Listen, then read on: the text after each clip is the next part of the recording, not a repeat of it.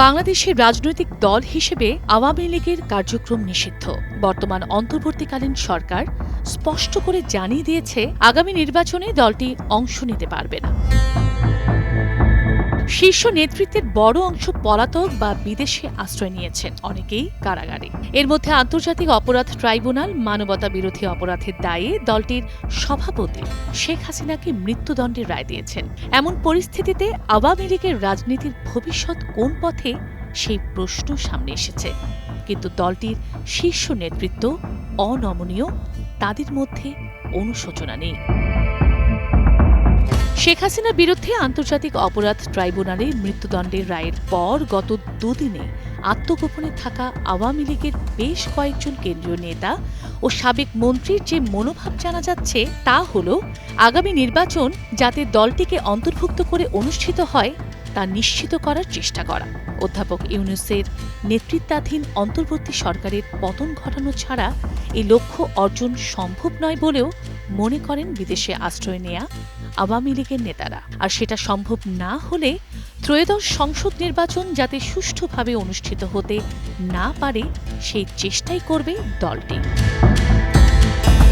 তবে এসব চেষ্টা ব্যর্থ হলে কি হবে, সে বিষয়ে কোনো ধারণা নেই নেতাদের। এমনকি অতীত ভুলের বিষয়ে ক্ষমা চাওয়া কিংবা রাজনৈতিক দলগুলোর সঙ্গে বিবাদ মেটানোর কোনো চেষ্টাও নেই তাদের। দলটির ভেতরে রিফাইন্ড বা পরিশুদ্ধ আওয়ামী লীগের আকাঙ্ক্ষা আছে। বিদেশি শুভাকাঙ্ক্ষীদের কাছ থেকেও অতীতের ভুল স্বীকার করা এবং দল পরিশুদ্ধির বিষয়েও পরামর্শ রয়েছে।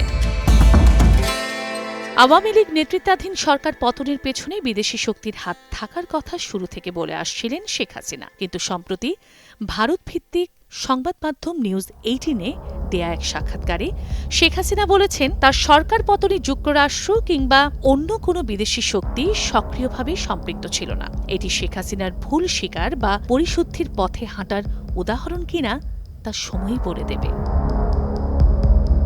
জুলাইয়ের ছাত্র জনতার গণ অভ্যুত্থানে আওয়ামী লীগের পতন এবং শেখ হাসিনার ভারতে পালিয়ে যাওয়ার পর গত বছরের ৮ আগস্ট অন্তর্বর্তী সরকার গঠিত হয়। শুরু থেকে এখন পর্যন্ত আওয়ামী লীগ ও শেখ হাসিনা অন্তর্বর্তী সরকারের সঙ্গে শত্রুতাপূর্ণ অবস্থানে রয়েছে। এ কারণেই এই সরকারের সঙ্গে আওয়ামী লীগের স্বাভাবিক সম্পর্ক হওয়ার সম্ভাবনা দেখছেন না দলটির নেতারা। অন্তর্বর্তী সরকার দায়িত্ব নেয়ার পর আওয়ামী লীগের পক্ষ থেকে ঢাকাসহ বিভিন্ন স্থানে স্বল্প সময়ের জন্য ঝটিকা মিছিল করা হয়েছে। আন্তর্জাতিক অপরাধ ট্রাইব্যুনালের রায়কে ঘিরে অনলাইনে ডাক দেয়া লকডাউন শাটডাউন কর্মসূচির আড়ালে চোরাগোপ্তা, ককটেল নিক্ষেপ ও গাড়ি পুড়িয়ে আতঙ্ক সৃষ্টির চেষ্টা করেছে দলটি। তৃণমূলের অনেক নেতাকর্মী গ্রেফতার হয়েছেন। এসব কর্মসূচিতে দলটির নেতাকর্মীদের উদ্বুদ্ধ করতে নিয়মিত অনলাইনে বক্তৃতা বিবৃতি দিয়েছেন শেখ হাসিনা।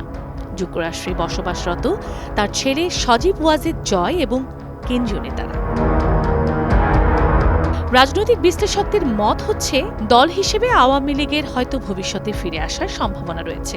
এমনকি আগামী নির্বাচনে স্বতন্ত্র কিংবা অন্য দলের হয়ে আওয়ামী লীগের কারো কারো প্রতিদ্বন্দ্বিতার সম্ভাবনাও উড়িয়ে দেওয়া যায় না। তবে পূর্ণাঙ্গ রাজনৈতিক শক্তি হিসেবে ফিরে আসা নির্ভর করছে দলটির বর্তমান নীতি ও কৌশল পরিবর্তনের ওপর। এছাড়া মানবতা বিরোধী অপরাধের দায়ে মৃত্যুদণ্ডের রায় মাথায় নিয়ে ৭৮ বছর বয়সী শেখ হাসিনার রাজনীতিতে কার্যকরভাবে ফিরে আসার সম্ভাবনা কম। অন্তর্বর্তী সরকারের অবস্থান এবং আওয়ামী লীগের বর্তমান নেতৃত্বের পলাতক অবস্থা বিবেচনা করে বিশ্লেষকদের মত, আগামী ফেব্রুয়ারি নির্বাচনের পর যে সরকার আসবে, ওই সরকারের আচরণের ওপর আওয়ামী লীগের এবং তাদের নেতৃত্বের ভবিষ্যৎ অনেকটাই নির্ভর করছে। ফলে তাদের অপেক্ষা করা ছাড়া আর বিকল্প নেই। ফিরে আসার তাহলে পথ কি? আওয়ামী লীগের সূত্র এবং বিশ্লেষকদের মতে আওয়ামী লীগের ফিরে আসার দুটি পথ খোলা রয়েছে। প্রথমত, যেভাবে তারা বিদায় হয়েছে সেভাবে যদি আরেকটি গণ অভ্যুত্থান ঘটাতে পারে, যা প্রায় অসম্ভব বলেই মনে করেন আওয়ামী লীগের নেতাকর্মীরাই। কারণ দলীয় প্রধান সহ কেন্দ্রীয় নেতারা বিদেশে পলাতক। দেশে যারা ছিলেন তাদের প্রায় সবাই কারাগারে। কেন্দ্রীয় নেতাদের বাইরে সাবেক মন্ত্রী, সংসদ সদস্য ও স্থানীয় সরকারের জনপ্রতিনিধিদের কাউকে প্রকাশ্যে দেখা যায় না। মাঝে মধ্যে ঝটিকা মিছিল করেন কেবল নিষিদ্ধ ছাত্রলীগ কিংবা তরুণ নেতাকর্মীরা। আওয়ামী লীগের একাধিক নেতার কাছ থেকে যেসব খবর জানা যাচ্ছে, পলাতক নেতাদের মধ্যে দ্বন্দ্ব আগের চেয়ে আরও বেড়েছে। বিশেষ করে কলকাতায় থাকা নেতারা দলীয় সরকারের পতন ও দলের বর্তমান অবস্থার জন্য একে অপরকে দোষারোপ করছেন।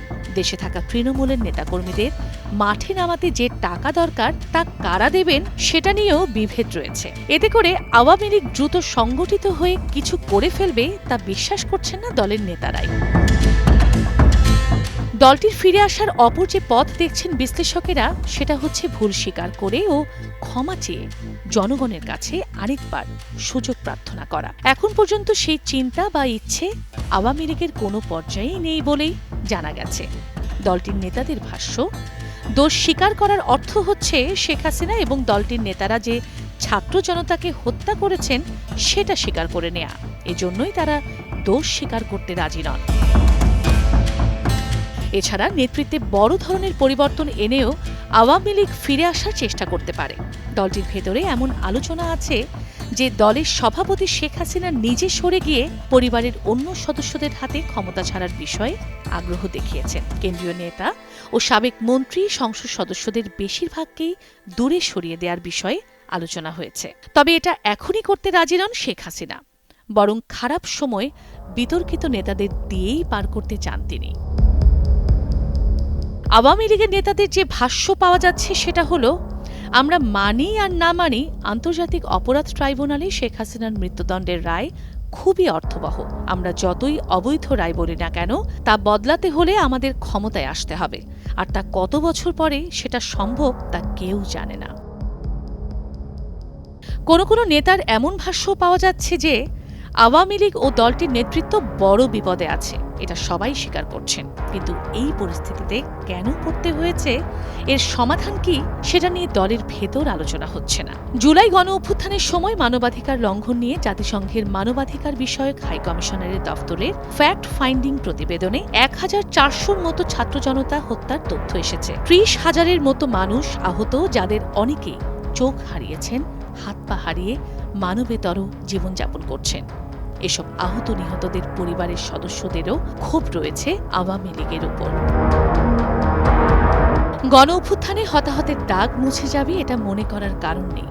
অভ্যুত্থানে আহত নিহতের পরিবার আওয়ামী লীগের ফিরে আসা চাইবে না। ফলে সরকারের পক্ষে আওয়ামী লীগের প্রতি সহানুভূতি দেখানোর কোনো সুযোগ নেই। এছাড়া আওয়ামী লীগ বর্তমান সরকারের প্রতি বরাবরই শত্রুভাবাপন্ন, তাই সরকারও তাদের কোনো ছাড় দেবে না। বড়জোর আওয়ামী লীগের কিছু লোক স্বতন্ত্র বা অন্য দলের হয়ে ভোট করতে চাইলে তাতে হয়তো বাধা দেয়া হবে না। বিএনপি ও জামায়াতে ইসলামীর নেতাকর্মীরা দীর্ঘ ১৫.৫ বছর আওয়ামী লীগের হাতে নিপীড়ন নির্যাতনের শিকার হয়েছে। বিএনপি ও জামায়াতের সূত্র বলছে, ভোটের মাঠে যত কৌশলে করা হোক না কেন, ক্ষমতায় গেলে এই দুদলের কেউই আওয়ামী লীগ ও শেখ হাসিনাকে সাদরে গ্রহণ করবে না। অভ্যুত্থানে নেতৃত্ব দেয়া তরুণদের রাজনৈতিক দল জাতীয় নাগরিক পার্টি এনসিপি আওয়ামী লীগের প্রত্যাবর্তনের ঘোর বিরোধী। তাদের শক্তি এখন যাই থাকুক না কেন, বর্তমান অন্তর্বর্তীকালীন সরকার তাদের চাওয়াকে গুরুত্ব দিয়ে থাকে। সরকার পতনের পর ২০২৪ সালের ৫ আগস্ট শেখ হাসিনা ভারতে পালিয়ে যান। এরপর দলটির কেন্দ্রীয় নেতা ও সাবেক মন্ত্রী সংসদ সদস্যদের একটা বড় অংশই ভারতে আশ্রয় নেন। গত ১.৫ বছরে ভারতে অবস্থানকালে পালিয়ে থাকা এসব নেতাকর্মীকে বড় কোনো বিপদে পড়তে হয়নি। আওয়ামী লীগের নেতারা বলছেন, ভারত সরকার তাদের প্রতি সদয় এবং সহযোগিতামূলক আচরণ করছে। তবে এত কিছুর পরও আওয়ামী লীগের অনেক নেতাকর্মী দেশে নিজেদের হারানো অবস্থান ফিরে পাওয়ার স্বপ্ন দেখেন। জানা গেছে, আওয়ামী লীগের মূল ভরসা এখন ভারত। এছাড়া বিভিন্ন বাহিনীর ওপরও ভরসা করে আছে তারা। আওয়ামী লীগের নেতারা বলছেন, ভারতের এই সহযোগিতামূলক মনোভাব থেকে তারা ধরেই নিয়েছিলেন যে প্রতিবেশী প্রভাবশালী এই দেশ তাদের দেশে ফিরতে সহায়তা করবে। এই বার্তা দেশে থাকা তৃণমূলের নেতাকর্মীদেরও দেয়া হয়েছে। এছাড়া যুক্তরাষ্ট্রের নির্বাচনে গত বছর ডোনাল্ড ট্রাম্প প্রেসিডেন্ট নির্বাচিত হওয়ার পরও আশা দেখেছিলেন আওয়ামী লীগের নেতাকর্মীরা। তবে ধীরে ধীরে সেই আশায় ভাটা পড়েছে। এখনও দলটির অনেকেই ভারতসহ বিদেশি শক্তিকে ত্রাতা হিসেবে দেখেন। তবে এই শক্তিকে আঁকড়ে আওয়ামী লীগ আদৌ রাজনীতিতে ফিরতে পারবে কিনা, আর ফিরলেও কবে, সেটা হয়তো সময়ই বলে দেবে।